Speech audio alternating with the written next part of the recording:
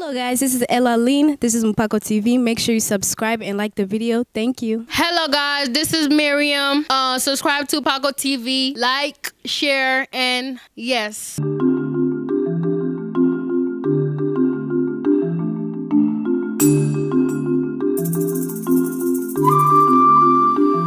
Yes, hello Sakafe, this is producer Wabit alongside Raya. To make it easy, you can just comment Mbuga man. Na hii ni Mpako TV. Usisahau subscribe, like, comment and share. Share to your friend. Na leo tuko na mgeni. Mimi sitaki kuongea sana, ajitambulishe majina yake na tujue ni surprise gani ambayo anatuletea. Karibu sana kwenye Mpako TV. Yeah, asante sana Mpako TV. Kwa jina naitwa Masengo Dr. Kiboko. Ngoja kwanza. Wewe umesema kwamba wewe ni Bonane Dr. Kiboko. Ya ina maana wewe unanyosha viboko au labda wewe ni dokta gani sasa? Mimi kujiita Dr. Kiboko. Ya kwamba mimi ndio kiboko wa matibabu yote yale ya magonjwa yote yale. Kuna mtu ambaye alikuita hiyo jina au labda ni wewe mwenyewe ambaye umejipanga tu? Ni jina ambalo nimepewa mimi. Umepewa? Wakina nani ambao alikupatia hiyo jina? Wazee ndio wamenipa.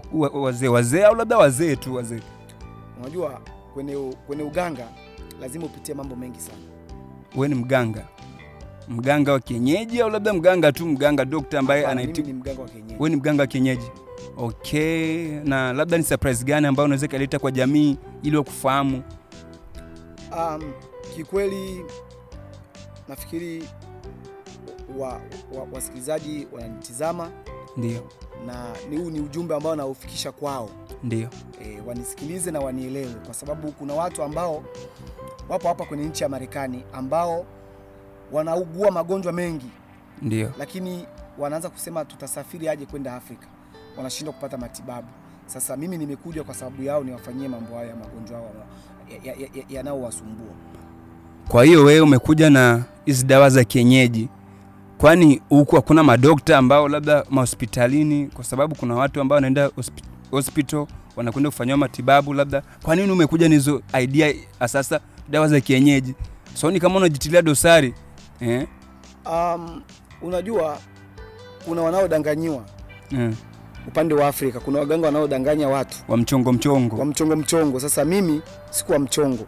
Mimi nipo Marekani na natibu aina mbili za magonjwa. Okay. Na hayo aina mbili ya magonjwa, kuna magonjwa ya kiroho na magonjwa ya kimwili. Ngoja. Magonjwa ya kiroho.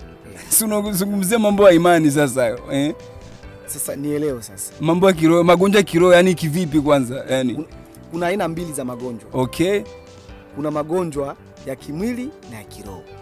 Kiroho kivipi sasa? Mimi nataka unieleweshe kwanza hapo kiroho, kwa sababu tukija ukimwili ni rahisi kwangu mimi kuelewa. Niambie kwanza, yani nieleweshe hapo kiroho. Yani kama vitu gani ambavyo wewe unaweza katibu? Wewe si unajiita dokta. Niambie vitu gani ambavyo wewe unaweza katibu mambo ya kiroho. Mambo ya kiroho, magonjwa ya kiroho ni ya kwamba nuksi, unaona, majini, unaona, mikosi, vitu kama hivyo. Kwa hiyo unaweza kutoa majini labda. Majini unaweza kutoa majini? Nina uwezo wa kutoa majini. Majini aina yote ile. Hata hiyo majini 1000 natoa. Kwa wakati mmoja. Mimi naondoa. Yaani okay, sawa. Subiri kwanza. Labda kwa wasio kufahamu, kwa sababu bado hapo unatushtua. Bado unachishtua sana, hata mimi pia nashtuka. Yaani labda imeanzaje mpaka wewe umekuja kufanikisha hadi yani kupata uwezo wa kutoa majini 1000? Yaani ikoje? Unajua katika maisha wewe mpaka kuwa dokta wa kutibu mambo ya asili. Unaona? Ni ya kwamba lazima kuna vipengele ambavyo utakavyovipitia. Okay. Na hauwezi ukaja kwa watu tu au kwa jamii ukaja kujisema mimi ni mganga ambao natibu. Lakini ya kwamba umeshapitia mambo mengine huko ambayo mimi mwenyewe naijua binafsi yangu. Nafikiri hata mtu mwingine akisikia hivi ambavyo nitakavyoongea, mtazamaji atasema kweli huyo ana maana yake ambayo yeye anaongelea hivyo. Sawa. Hapo. Subiri hapo. Asa mimi nilikuwa nataka nijue labda kwa wasiofahamu, labda ni muda gani ambao ushakuwa kwa hiyo interest yako ya udokta? Kuna industry labda ni muda gani au umeanza tu au umekurupuka tu siku hizi tu? Kwa sababu vijana wengi sana unajua wanafaa sasa siku hizi wanafanya mambo ya mchongo tu, nakuta mtu kashashiba ugali wake tu, mimi nakuwa dokta. Labda wewe utofauti na wewe na wale watu upoje? Tuambie utofauti wako na ili watu waweze kukuamini. Yaani ni kitu gani? Tuoneshe proof, tunahitaji proof, uhakika. Sio naongea, tuoneshe labda proof. Ili watu wakuamini. Unajua kuna watu ambao wanakuangalia ili watu waamini kwamba wewe ni doctor ambaye anatibu. Labda tuaminishe kwanza. Karibu. Sawa, Charles. Yes sir. Nafikiri unavyoongea ni kweli na siwezi nikajionyesha hapa kwa sababu sipo ofisini. Cha kwanza hapa nimekuja kwenye mahojiano. Ningekuwa ni ofisini ndio ningeeleza mambo yote au ningeonyesha mambo yote yale. Okay. Lakini ambacho naweza nikasema ya kwamba yule ambaye anaugua magonjwa haya ambayo niliyoyasema hapa lazima haje kwenye ofisi yangu au anitafute kwa namba zangu ambazo nitakazozitaja hapa. Namba zako ni zipi? Ambaye akitaka kunicall ili kuhitaji matibabu kwangu mimi. Okay. Lazima anitafute kwenye hizi namba 517 619 4225. Hizo ndo namba zangu. Okay. Pale utakuta Bonane au utakuta Masengo Kiboko yao. Sawa. Sasa mimi nataka nifahamu kingine kitu tofauti wa unajua tena asasa makanisa, unakuta hata watu wanaenda kwenye maombi, unaona? Kuna wale watu ambao wanaombea, watu wana mapepo, unaona? Watu wanakuwa na kemea. Nadhani unaelewa hii situation. Sasa mimi nilikuwa nataka nifahamu utofauti wa wewe na wale watu ambao wanaomba. Unaona? Wanaombea mapepo, sijui vitu gani. Yaani utofauti wa wewe mganga kienyeji na wao upoje? Utofauti wako? Ndio maana nimekuambia kuna magonjwa aina hizo. Kuna tiba aina hizo mbili. Kuna ya kimwili na kiroho. Ya kiroho ndo yale ya majini. Unaona mtu anaenda hospitalini amekauka. Fulani amekauka, ameanguka amekauka. Hayo ndo magonjwa ya kiroho. Okay. Unaona? Alakauka anaenda hospitalini magonjwa patikani. Sasa kiboko yao ndo huyu sasa Masengo. Wewe ndio kiboko yao. Mimi ndo nakuja kutibu sasa. Una aina zote za dawa. Kwa sababu kuwa kuna watu wana mikosi. Unaona? Wana bahati mbaya, wana mambo mengi ya majini, mara vitu vingi. Okay. Na hivyo vitu mimi navitegua vyote kwa sababu unakauka wewe, unaenda hospitalini, wanakuambia eti wewe ya kwamba hauonekani. Daktari anakuambia eti ya kwamba hauonekani. Sasa mimi ndio kiboko yao ambao natibu hayo mambo hayo yaliyofichama hayo. Okay. Sawa. Kunywa kwanza maji kwanza. Haina shida. Kunywa kwanza maji kwanza. Okay, tuendelee sasa. Labda mimi nataka nijue tena. Labda kuna company ambayo unatumika nayo, labda kuna una team au ni wewe peke yako tu ambao umeamua? Mimi ya kwamba nina ofisi nyumbani kwangu. Okay. Ambayo nimeshaifungua kwa sasa hivi rasmi. Okay. Ipo nyumbani pale ambayo itakuwa inahitaji kwa yule yote ambaye ana matatizo ambaye nitakayoongea hapa kwenye TV. Anipigie simu, aniambie na aweke appointment ya kuja kuonana naye kwa sababu kuonana mimi lazima uweke appointment. Watu ni wengi sana ambao wanahitaji matibabu. Kutibiwa. Sawa. Safi sana. Okay. Kingine kitu labda ambacho nilikuwa napenda nijue. Unajua haya mambo ya hata pia udokta, mambo ya maduka, kuna cheti fulani, yani kuna ile ambayo inaitwaga kitu gani? Cheti, nadhani cheti. Ile karatasi ile kuonesha uthibitisho kwamba wewe unaruhusiwa au labda unakubalika kwamba uko professional ambao unaweza hiyo kazi. Je, wewe una cheti? Cha huo dokta wako? Kwanza nimeshukuru sana kwa swali lako. Cha kwanza huku tuko Marekani. Okay. Marekani na Afrika ni tofauti. Ndio. Afrika ndo wanazo hizo tabia za kusema uwe na cheti. Huku Marekani utaenda wapi kusema eti ya kwamba mimi ni dokta ambaye natunza mambo ya asili? Au tunakimbia au uaminifu? Si uaminifu, ni utaratibu wa Marekani. Okay. Kwa sababu Marekani hawezi wakajiweka eti dokta ambaye anatibu kwa nini, kwa mambo ya nini ya kizungu. Na mambo ya nini ya asili. Okay. Yako tofauti. Kwa sababu hayo mambo hawayafahamu. Okay. Unaona? Hapo ndio kuna tofauti na uwezo cheti na maana cheti labda nije na cheti ambacho kinatoka wapi? Nimetoka nacho Afrika ambaye nakuja nacho. Okay, sawa. Okay, ni changamoto zipi ambazo wewe ushawahi kuzipata wakati unafanya kazi hiyo? Cha kwanza bwana Charles, sija kujibia hapo. Tumeacha upande fulani ambao nimekuambia. Tutakuja huko. tutakuja huko. Okay. Sawa, mimi nataka kwanza nijue ni changamoto zipi ambazo wewe ushazipitia, kwa sababu kila kazi na changamoto. Labda wewe tuambie ni changamoto zipi ambazo ushazipitia wasema kwamba hapa kweli nimetoboa, japokuwa ilizingua, lakini hapa nimefaulu. Ni changamoto zipi? Kiukweli unajua kwenye hizi kazi zetu changamoto ni nyingi sana. Zipi hizo? Okay. Changamoto ni zipi? Changamoto ukaenda kumtibu mtu ambaye amerogwa. Unaona, ambaye amerogwa. Utakuta ambaye ameroga mtu ni mtu wa familia, mtu pengine wa nje kidogo, rafiki nini, vitu kama hivyo. Sasa changamoto ambazo tunakuta nazo ni changamoto ya kwamba kutoa kile kitu. Unakuwa kuna ubishi mwingi sana katika uchawi. Kwa sababu kuna kile kitu ambacho unaweza kumtoa mtu ili apone. Labda kuna uwezekano kile kitu kikakurudia wewe mganga. Sasa ina maana hapo sasa wewe hujiamini sasa. Hujiamini aje? Yaani yani iko hivi, unaona? Wewe ni daktari. Yaani wewe unaenda pale ni kama vile kuna mtu ambaye ametega mtego wake, wewe unakwenda unatusua ule mtego. Sawa? Sasa wewe si unajiamini kwamba sasa kitu ambacho mimi naona hapo labda au labda mnakubaliana, kwa sababu mimi kwa upande wangu mimi naamini kwamba kwa wale waganga ambao sijai kuwa na experience nao, yani kwa wale waganga ambao waga wana sijui mtu amemroga ndugu yake fulani, anakwenda pale anamponya, yani kabla hata ule nani kwenda kumponya ule mganga, waga wanaongea na wale wachawi wawili kwamba oya, naachie wewe ni nyama yangu, unahitaji shingapi nikulipe. Unakuta kama vile mganga anapokea rushwa, unaona, wakati anaacha au labda mtu mwingine anaenda kutuliza ile maumivu, sio kuyatoa, anakwenda kutuliza tu. Kwako wewe ikoje? Charles, swali nzuri sana ambao umeniulizia. Changamoto zipo nyingi.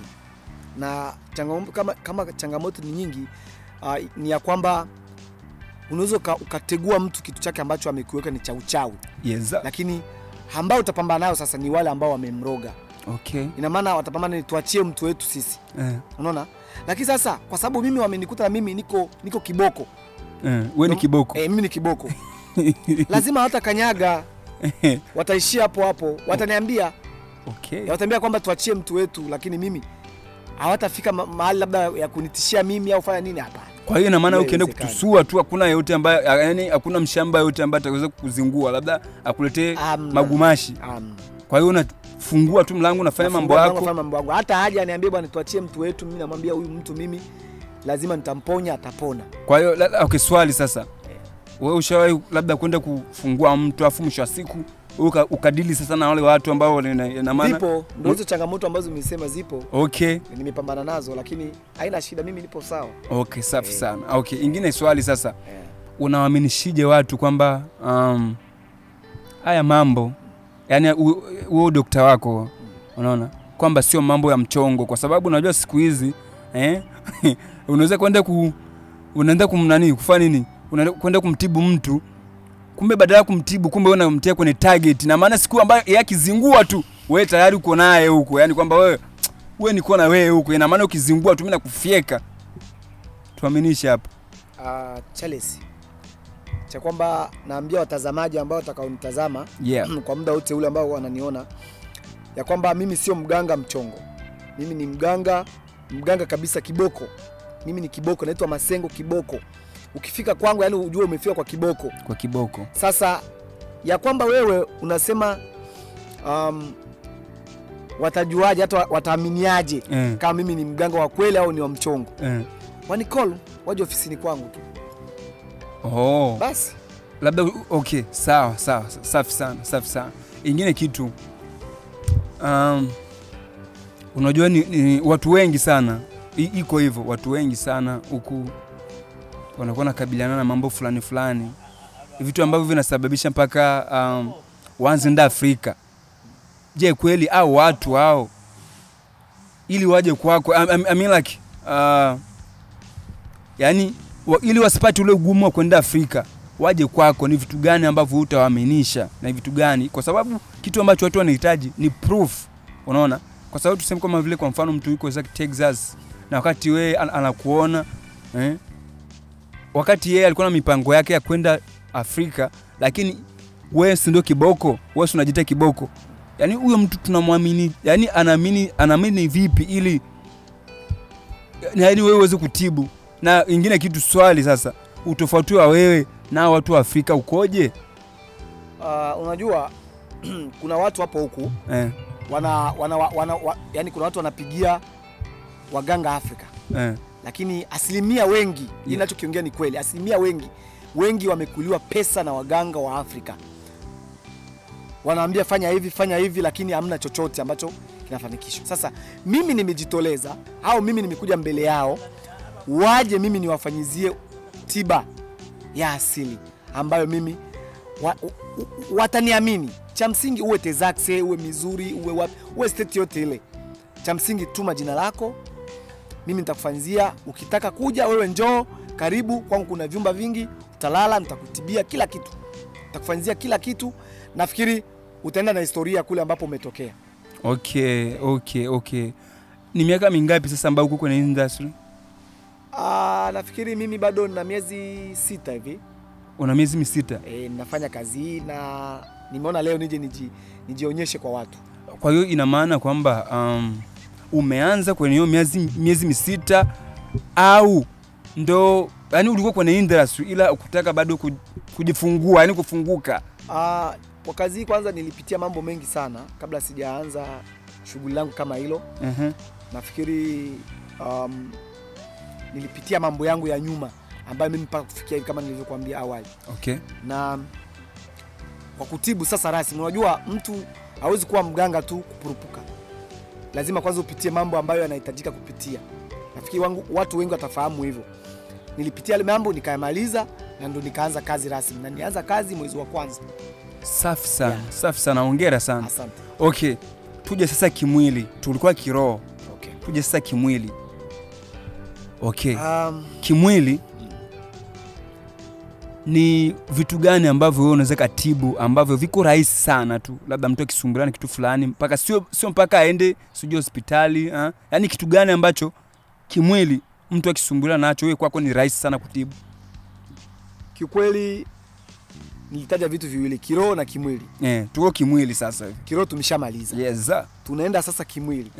Kimwili ndo kuna magonjwa tele. Kama yapi?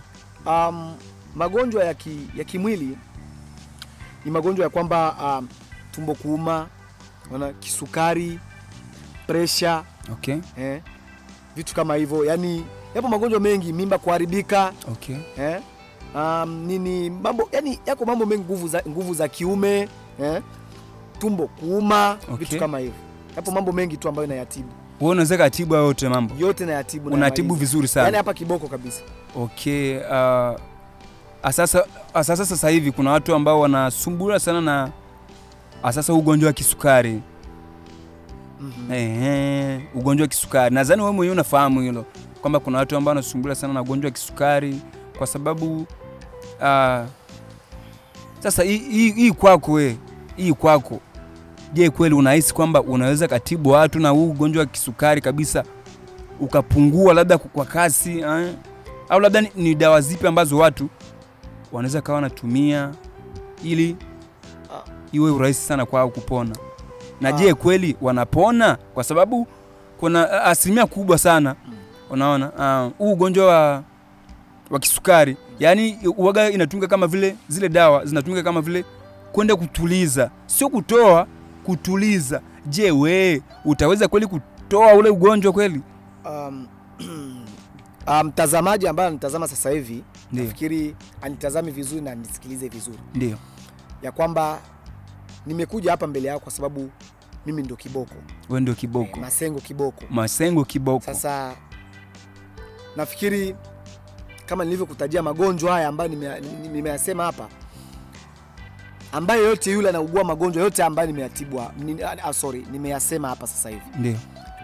Anipigie simu, haje nimfanyizie, au kama yupo state hana muda, ani call, mimi nitakuja nitamfanyizia kila kitu ambacho anachosumbuliwa, kwa sababu ugonjwa wa kukosa kubeba mimba, ugonjwa wa nini wa kutuku mimba kuharibika, ni mambo ambayo yanahusika na majini. Ni mambo yanahusika na majini. Wewe umejuaje kama yamehusika na majini? kwa sababu ni kitu ambacho mimi nimekipitia na nimekisomea. Wewe umekipitia? Yaani kivipi, yani kwa nani mpaka? Ndio maana tangu nimekuambia mimi mpaka kuwa mganga wa hivi ambavyo nimekuambia hapa. Ina maana ni kitu ambacho mimi nimekisomea na nimekipitia na nimepitia. Sasa siwezi nikaongelea mambo mengi kwa sababu ni siri yangu mimi mwenyewe nayafahamu. Okay, mimi na swali. Mtazamaji ataelewa. Okay, mimi na swali. Wewe umesema kwamba unaweza kananiri kutibu mambo ya mimba kuharibika. Sasa mimi swali yangu ni moja. Je, mimba tunaona kuna namna fulani hivi unakuta mtu alikuwa na mimba lakini kwa ghafla unakuta labda imepotea. Mara tena inarudi. Uwaga ni vitu gani ambavyo vinahusika kwenye hali kama hiyo? Hayo ni mambo, kuna njia mbili. Okay. Kuna majini au ni mambo ya kiuchawi, urogwa. Na kingine kabla sijakwambia nani Charles. Ndio. Kuna wengine wanashindwa kushika mimba. Hapa wamefika. Atashika mimba. Kwako amefika atashika mimba. Atashika mimba. Hata alikuwa amekaa miaka 5, 6, mtazamaji. Hapo umefika kwa Bonane, Masengo, Kiboko yao. Hapa amefika. Sawa. Tuendelee. Kunywa kwanza maji kwanza. Kunywa kwanza maji kwanza. Shida mimi tusijali bwana. Tupoze ko. Okay. Safi sana. Hivi swali tena. Kuna wale watu ambao waga nasema kwamba sijui mganga naye pia ni mshirikina. Hii kauli kwako ipoje? Yaani mganga ni mchawi. Hii kauli kwako wewe ipoje? Mganga ni mchawi. Unajua hapo hiyo kauli wanaongea vibaya. Mganga sio mchawi. Wewe kwako mganga sio mchawi. Mganga sio mchawi. Kivipi? Kivipi? Umeuliza swali nzuri sana. Okay. Hivi mchawi anaua, anatibu? Mchawi. Mimi kwa upande wangu, kwa upande wangu mimi, kwa experience yangu. Japokuwa sina uhakika yao mambo. Sawa, nakuulizia wewe. Mchawi ni mtu ambaye anaua. Haya basi tayari hapo mpata. Lakini subiri.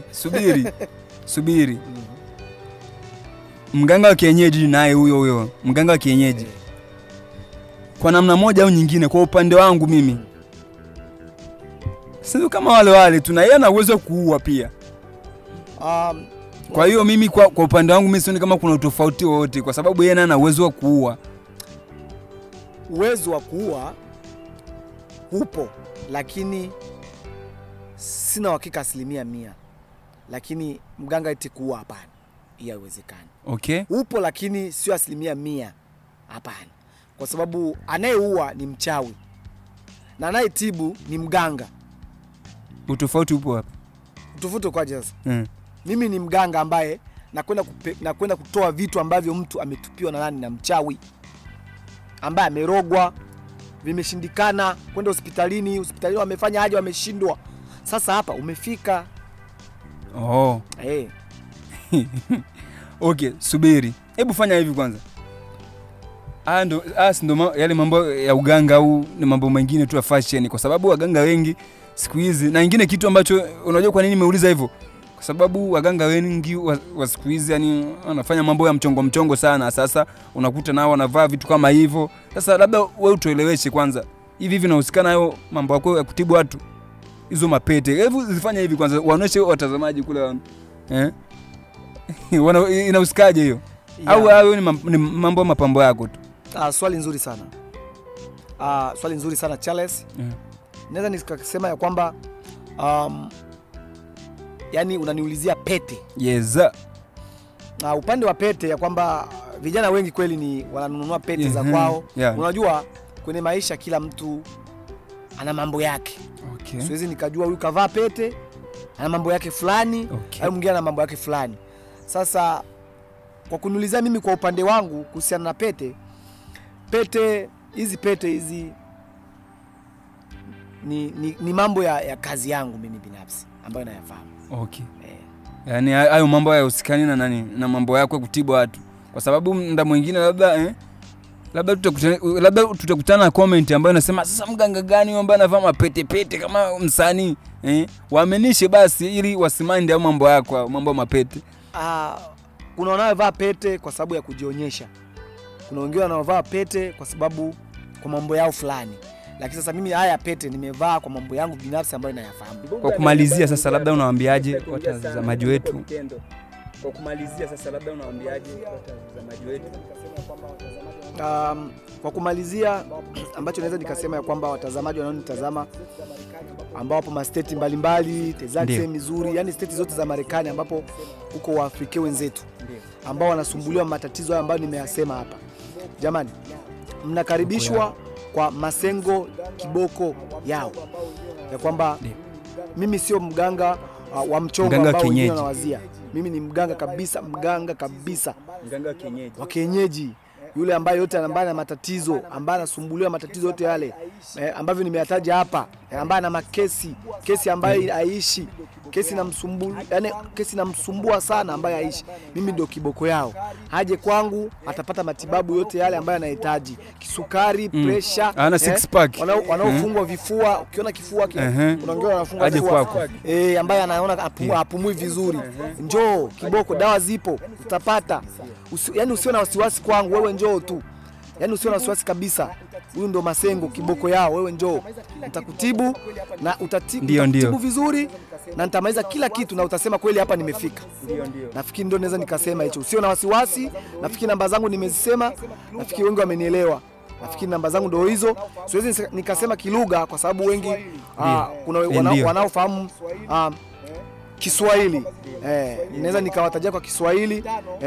Namba zangu ambazo naweza kutajia kwa Kiswahili ya kwamba ni 5 1 7 6 1 9 4 2 2 5. Hizo ndo namba zangu hizo. Ni call muda wote ule utanipata. Okay, sawa. Bana, ndio hivyo bana. Hii ni Mpako TV. Kama mnavyojua tulikuwa na Bonane Masengo hapa ambaye anajitani Dr. nini? Naitwa Masengo Dr. Kiboko. Dr. Kiboko, mganga wa kienyeji huyo ambaye yupo hapa, anapatikana hapa sehemu za Lansing, Michigan. Yes. Bwana, mimi sitaki kuongea sana, ndo mambo yake hayo. Kama unaumwa au kama una matatizo fulani, tafute mganga atakutibu hapo. Ndio hivyo bana. Hiyo ndio Mpako TV. Usisahau kusubscribe, like, comment and share. Bapo la boy. Mbuga man. Nikufahamisha tu kitu kimoja. Tumia silaha pale inapohitajika. Yes.